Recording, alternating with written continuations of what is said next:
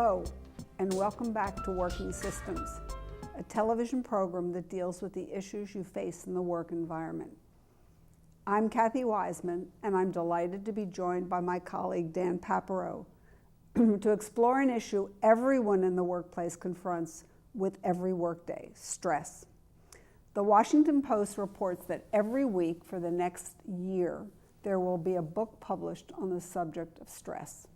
That means that 55 books on that one topic will be added to the more than 35,000 now listed on Amazon. Clearly, stress and how to manage it, even overcome it, continues to be a problem. Today, our focus is stress at work. What are the causes? How does stress physically impact us at work?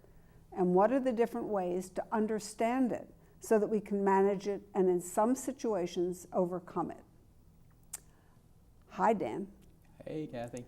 Well, I got particularly interested in this subject when I saw that announcement that one book every week would be published. I thought, you mean by now they haven't come up with an answer? What new could there be? And then as I walked around this past month, I began to hear stress differently at the workplace. So let me tell you 3 things I found. And then what I'd like to do is talk about what is it, how do you think about it, and how do you observe it? Because I think you need to do those 3 things before you can do anything about it for yourself. So 3 things. I was at the airport and I watched 2 different employees handle a delayed plane. And the kinds of people literally dumping their stress about uncertainty on these employees. And I saw 2 different people handle it very differently. So it was this uncertainty and that enormous stress of talking to people about their planes being consistently delayed. The second was a young woman who got a very big promotion, and she talked about losing energy and being completely stressed out. And this was a very positive thing. And I thought, well, that's kind of interesting. And then at the doctor's office and talking to the nurse there, I said, well, what is it about this workplace that you like or don't like? And she said, what I don't like is the stress because people are not doing their jobs and it puts more responsibility on me.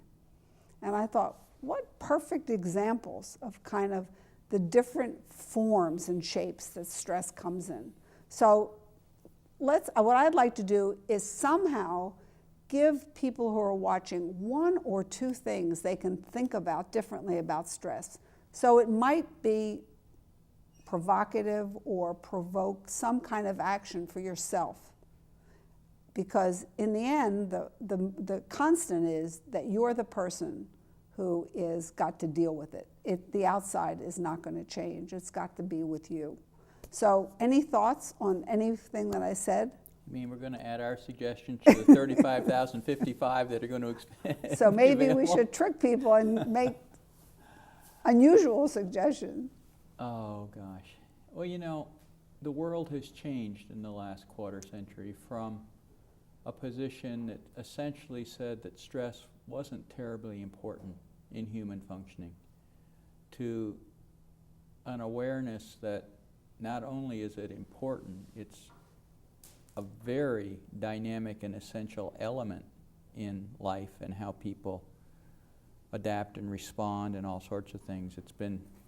Its implications for health are now well understood. I mean, 20 or 30 years ago, if you went to your internist and suggested that some symptom you were having was connected to stress, you might have had a sympathetic response, but the internist wasn't going to buy that at all.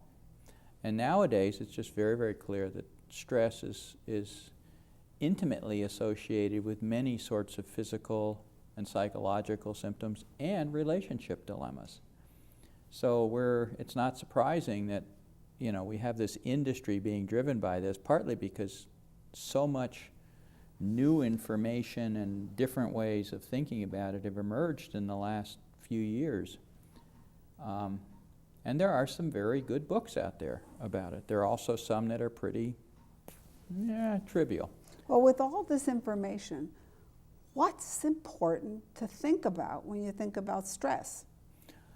What Oh, matters? You know, I talk about this a lot in presentations I do, and I'm never sure how to answer that. There are lots of ways you start a conversation about stress. I think the first thing to say, at least this is where my head goes today, is that stress is not a bad thing. It's an essential thing. It's, if you didn't have a stress response, you would be extraordinarily at risk in the world. So I think one of the first things is to get it off of the idea that this is something bad, or that this is a pathology, or that this is the enemy that somehow has to be defeated. Gosh, I hope you don't defeat it, because you're going to need it. Let's talk a little bit about what stress is. Now, there are lots of different words that are used for this. Stress has become an umbrella term as it's used in the popular literature for a combination of things, one of which is the stress response itself, which is often described on the basis of the body, physiologically. But another component of it is anxiety.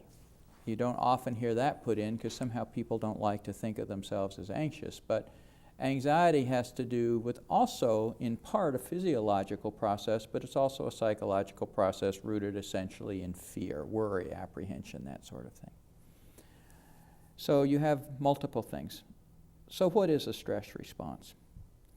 Well, it's the activation and mobilization of your body to meet a challenge. It could be a physiological challenge. In other words, you're going to have to all of a sudden run across the street so a car doesn't hear you, and that burst of energy you get has to do with your stress response kicking in. There are two parts to it. Usually one is the activation of your autonomic nervous system, your sympathetic nervous system, which begins to drive your blood pressure and things like that, and then the hormonal response kicks in a little bit later. Let me stop you there. Let me see if I can put this into language that the response you have to an event does things to your body. Yeah. And the way your body responds is based on who you are and all that, and how you respond to a certain event is also very personal. So all of us have our own personal responses to these triggers. Yeah, I mean, a person screaming at me could get my heart rate going. A person screaming at my sister, she could be perfectly okay with it. water off a duck's back. So it's a personal response. Yeah, which has to do with lots of variables in our history, our growing up, what we've experienced in life. There's probably some genetics in it, although it's hard to know exactly what that is. There's certain sorts of habits that we've learned over the years to respond to things, and all of that gets into it. You know, we, in many ways, are our own worst enemies with stress. How we perceive and interpret situations tends to drive our own stress response. We see things that are threatening that may not really be threatening, but based in our particular tuning, we react that way, things like that. But the response is basically physiological. What it basically does is to shut down those parts of your physical body processing which store resources, that sort of thing, preserving them for when you need them, and it begins to release those that are already stored into your blood system so that you have nutrients being delivered to muscles that are going to have to be active. You have other sorts of things happening that prepare the body to take defensive action, really, is what it amounts to, or in the face of threat. So heart begins to beat faster, breathing gets more rapid, nutritional resources begin to be routed to the specific muscle groups that are going to respond, which is really an interesting thing. They're not distributed everywhere. They are somehow targeted on these specific muscle groups that are going to have to respond. There are changes in how your brain works, what happens to your ability to focus, your attentional processes, and then ultimately how you think can be affected by it. So there are all kinds of physiological processes that go on underneath all of this, most of which are experienced by the individual as unpleasant. So stress has this feeling that it is an unpleasant response Particularly when world. it's prolonged. When it's this instantaneous thing, you hardly ever get the feeling. You know, you're just acting. But when it's prolonged, it becomes uncomfortable. You know, you may have GI symptoms, for example, gastrointestinal symptoms. You may have a queasy stomach. You may get headaches. You may have this sort of gnawing sense of background uncertainty, fear. It's uncomfortable somehow. You're on edge. You're wary. You're responding to things in ways that you don't really think you should be responding, but you're doing it anyway. Yep. So there's a discomfort to it for people. It's worrisome to them, and it wears them down. I think one of the things that people should keep in mind is that stress is built to react fast and return to baseline fairly quickly, return to the original state. When it does that, it's not terribly fatiguing to people. When it goes up and it becomes kind of chronic, the effect of it is fatigue, because physiological resources are being used. Muscles are on alert all the time, and it's tiring, it's physically tiring. So one of the most common things you hear from people who are experiencing a lot of chronic stress is that they're tired. All the time. All the time. Now, what does chronic stress mean? Well, one is that you could be exposed to a stressor, that event which triggers whatever it is, some sort of trigger for your stress response is called a stressor. Perhaps you're getting them very fast. You're getting many of them very fast so that you're just constantly responding. Probably a good example of that kind of stress would be the combat situation, where people are engaged in physical combat and the stresses are coming boom, boom, boom, boom, boom. Now, the whole event itself is stressful, but within that event, you know, you may be being shot at from this corner and something like that. Another good example of that is often a high-intensity emergency room, where different sorts of problems are running in the door, and you know, you've got to respond to this and that, so that the stresses are coming very, very, very, very fast. Another one would be that you're in a situation in which you know, the stressor is prolonged. You're having to adapt to something that isn't going away fast. Good example of that perhaps would be the effect of the financial collapse, where people then are looking at a very long, drawn-out, stressful situation like the loss of a house, something like that. Could that also be a boss that you know is going to be there, or a difficult coworker? Depends on how you look at this, you know, how you're interpreting this, how you think about it. One of the effects of the stress system when it's activated and prolonged is that people tend to go into a sort of doom and gloom mood, which makes things worse. They can only see the glass as half empty in a certain sense. So there are lots and lots of components to a stress response, Kathy. It isn't just a simple little thing. Well, I keep thinking about anybody watching this. We all live in a much faster work environment with increasing demands. That is not going to go away. No. And I was intrigued by what you said about the word that stress is essential. That takes it out of the category of good or bad, but it's just a part of your life. So if you think about it as being essential, you'd think about your response somewhat differently. You try and build a capacity for it or a way to understand it. So what makes it so essential at the workplace? I mean, I'm thinking, for anybody listening, they've got this notion that let's just get rid of it so I can not have unpleasant things. But by it being essential, it means that it's a partner with you at the workplace. Well, it mobilizes energy, for one thing. You pay attention. Yeah, it kicks you alive in certain ways. It brings certain energy resources to bear. I talked about the changes in how your brain works. Well, initially, the stress response tends to result in a very sharp focus on whatever is perceived to be the challenge. So you see it very clearly, and it's very absorbing. And that's useful in the short run. When that's prolonged, there's a problem with that. But it's very useful, sorting out what needs to be responded to, being able to direct attention. So there's that side to it. On the physiological level, I mean, the stress hormones that are released, particularly one called cortisol, is very important in regulating things like inflammation, turning the inflammatory process off after an initial sort of thing. So, you know, there are lots and lots of reasons why it's essential, why it's absolutely necessary for life. But in the workplace, I mean, one of the biggest ones is that it breeds a sort of alertness and provides energy and resources in certain sorts of ways. And then when there is prolonged stress, Yeah. those good things become more of a problem. Yeah, it's like a U-shaped curve, and there's a plus to it and a minus to it, you know, and if you have it too long, the minuses show up. But if you don't have it when you need it, there's huge minuses as well. So it's a complicated little process, actually.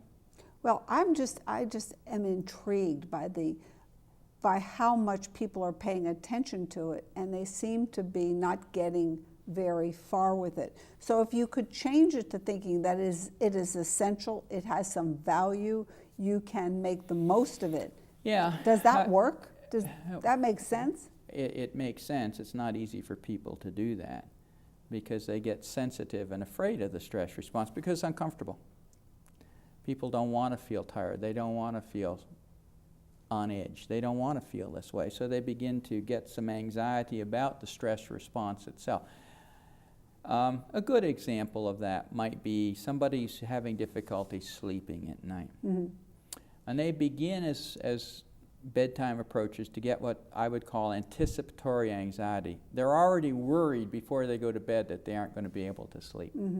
And over time they begin to build a stress response based on that worry system, so that the act of going to bed produces some stress in them. And one of the effects of stress, cortisol, the hormone I talked about earlier, is what kicks on early in the morning to bring you out of sleep in a certain sense. So they're working against themselves. And so there's all of that in it. I lost track of the question you asked me right then. Well, I'm gonna direct it to this notion of observing yourself in stress, because at the core of this, if ever to get a hold of it, I was really guided by this woman at the airport. And after all these people had been up and kind of yelling at her and saying very mean-spirited things, I asked her how she had learned to deal with this kind of pressure and stress. And she said, as part of learning about it, she went and would go when there was a plane that was grounded, she would go and watch how other people managed it. And she would watch how other people, how passengers would attack the ground crew. And she said, I just observed how contagious it was that if a person got agitated, then the other person tended to get agitated. She said, by observing a stressful situation, I got some ideas of how I could do it for myself.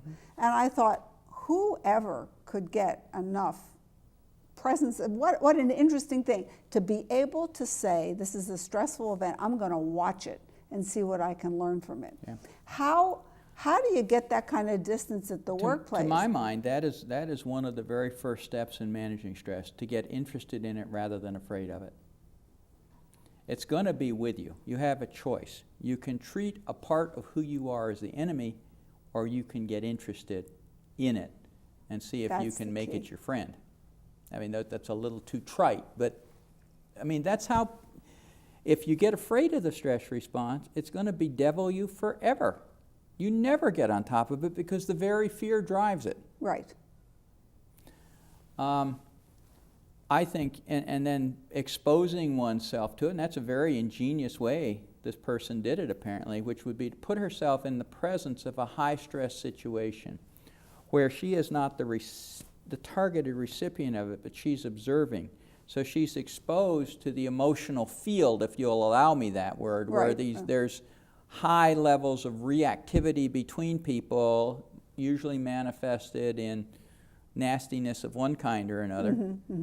So she's exposed to it, but she's a little bit separate from it, and she's got something she's paying attention to in it, which helps her keep her focus. You follow me? Yeah. It's a brilliant way to do it. She said she took 2 notebooks full of notes of watching how the gate agent managed to kind of keep their cool. And she mentioned 2 things. One was that they never lost eye contact with the person, which is usually the way you'd pick up all this, and about keeping your voice quiet. Keep your voice quiet, yeah. And I thought she was able to sit and watch it so that now when she does it, she is more automatically tuned to not respond automatically. She is automatically more relaxed. Yeah, she's retrained herself in a different way somehow. Is it possible to observe and that it can have that kind of an effect? That I was so struck by it. Well, sure, it's possible. People do this all the time. You know, I mean, how does anybody get back up on a horse and ride it, if you'll allow me the analogy, when they've been bucked off? Well, they do it by somehow getting interested in it, knowing they do it, and they get back on and do it. I mean, it's in a sense that simple, and it's that hard. You know, I think that there are just a number of things people can do. I think it's interesting that this person wrote notes to herself. In a high-stress situation, how do you keep your thinking disentangled from all of the issues that are flying around and keep your focus on what's important? Well, one of the ways people do that is little notes to themselves so that they can keep clear what's going on that's important. What are they trying to do? Make eye contact, keep voice low, process notes, notes about how to handle myself, something like that. These are ways people can do that. Now you get into the office climate, and there are a number of things going on, but one of them is what I would call the transfer of emotion among the people in the office. And the transfer is of anxiety or fear. And it goes say that in a simpler way, that it's contagious. If I'm worried about something. The behavioral markers of stress, which have to do with the raised voice, the attacking criticism sort of thing, a background sense of unease or fear, all of this is highly infectious. It quickly gets into the other people. Both if you and I were engaged in a sort of a critical shouting match, each of us would tend to get caught in it, but somebody exposed to it gets caught in it as well, without even participating in it, just the exposure to it. And anything that can, so people are up against that. Once it starts, everybody's alert and sort of on edge and waiting and not knowing what's going to happen. And the second part of it is that people take it personally. They see it as it's about me, rather than this is a mark of what anxious people do. They get critical of others. Doesn't much matter what the issue is, they're going to get critical of others. They're going to be attacking in one way or another, or they're going to be collapsing and doing whatever they do. And how can you be in it and understand it is not about me particularly, it is about the intensity of the situation and how uptight everybody is. Yeah, hard to keep that going in your head. Well, it seems to me that in order to manage yourself in these workplaces today with the amount of uncertainty and the continued pressure for performance with perhaps unrealistic deadlines and with the relationship disturbances that go on at work, that unless you can learn how to do it for yourself or understand it or think about it, being able to know the things that really trigger in you the stress response, that you are acting, you don't have the kind of capacity you need for working, that this is a critical, it's like another skill is understanding the stress response in your workplace plus the stress response in you.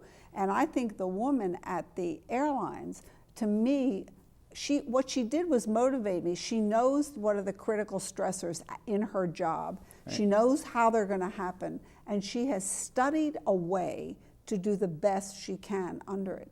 And she was masterful at it. And you could see people watching her as Right. this was going on. She's figured out the two critical variables in it. One is predictability. In other words, she now knows what she will be exposed to. It is predictable. So she will not get caught by surprise, or it's unlikely Right. she will get caught by surprise. And the second thing is she has figured out what she needs to do with herself, that she is in control of herself. So that these two critical variables underlie the stress That's response great. in everybody: predictability and a sense of control. So to make predictable what's going to hit you at your workplace. Right. It still is a bit of a surprise when Right, somebody right. screams at you, but it's not. You've already thought about it. You sort of know it's coming, and you've thought about how you're going to respond, which is the control piece. And then you have to just unfold your plan to the best of your ability. That's why her note-taking is important. She's working on a plan for what is she going to do with her in this situation. So she's no longer afraid of the situation. She's gotten rid of a lot of the anticipatory anxiety that goes on. And she's begun to control predictability. She's going into an environment that she has looked at. She's been exposed to it. She's experienced it as an observer and then personally as she begins to work on it. So that the terrain is not unknown to her. And with that, we have to close. Okay. A known terrain. We'll end with a known terrain. Thank you. All right. If the Washington Post report is accurate, 55 books a year on stress may be a lot. But publishers know that stress is the hot topic of our time. Today we looked at stress from several angles with the belief that being able to understand where it comes from and how it affects the body will help us learn how to deal with it more effectively. I am Kathy Wiseman with Dan Papero, and you have been watching Working Systems. Join Dan and me next time as we continue to explore the topic of work. As always, remember, I can do better, you can do better.